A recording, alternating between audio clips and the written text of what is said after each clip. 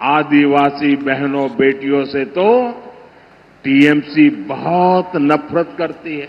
आदिवासीरा भालो থাকে বিজেপির সময় আদিবাসীরা দুবেলা সকাল সন্ধে অভিসম্পাত করে। রাজ্যে 294টি বিধানসভা আসনের মধ্যে 68টি তফসিলি জাতি, 16টি জনজাতির জন্য সংরক্ষিত, অর্থাৎ আদিবাসীরা গুরুত্বপূর্ণ ভোট ব্যাংক। রবিবার জঙ্গলমহলের একাধিক সভা থেকে সেই আদিবাসীদের নিয়ে তৃণমূলকে নিশানা করে সুর চড়ালেন নরেন্দ্র মোদী। टीएमसी के महाजंगल राज में आदिवासी जिले पिछड़ रहे हैं। सड़क, बिजली, पानी, स्कूल, अस्पताल, सब कुछ बेहाल है। आदिवासियों की जमीन पर आदिवासियों का कब्जा नहीं है, आदिवासियों की जमीन पर टीएमसी का सिंडिकेट कब्जा करके बैठ गया है। সত্য কথা বলছেন না, তার কারণ বাম জমানায় জঙ্গলমহলে মানুষ পিঁপড়ের ডিম খেয়ে মারা যেত আর মাওবাদী সন্ত্রাসে রোজ প্রাণহানি, রক্ত। এই হচ্ছে জঙ্গলমহল। এখন সেখানে উন্নয়ন এবং কন্যাশ্রী কাপে জঙ্গলমহলের মেয়েরা ফুটবল খেলে।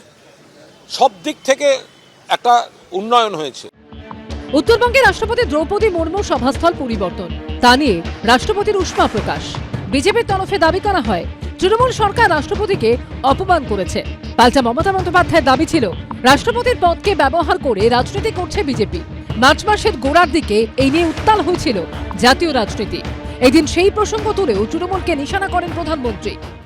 आज पूरी दुनिया राष्ट्रपति द्रौपदी मुर्मू जी का सम्मान करती है, लेकिन आदिवासी विरोधी टीएमसी उनका अपमान करती है। यहां बंगाल में जब राष्ट्रपति जी आई तो टीएमसी ने कैसे उनका अपमान किया, ये पूरे देश ने देखा है।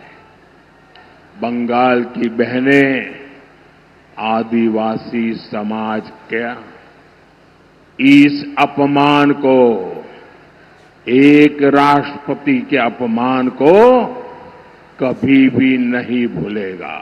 রাষ্ট্রপতি হঠাৎ না জানিয়ে চলে আসবেন কেন? আর কাদের অনুষ্ঠানে আসছেন? একটা প্রাইভেট অনুষ্ঠান। সেই প্রাইভেট যে গোষ্ঠী যারা রাষ্ট্রপতিকে ডাকছে, রাষ্ট্রপতি আসছেন জায়গাটা পশ্চিমবঙ্গ বলে, সেখানে তার জন্য আগে থেকে রাজ্য সরকারের সঙ্গে যোগাযোগ করাটা কি প্রয়োজন মনে করেন না?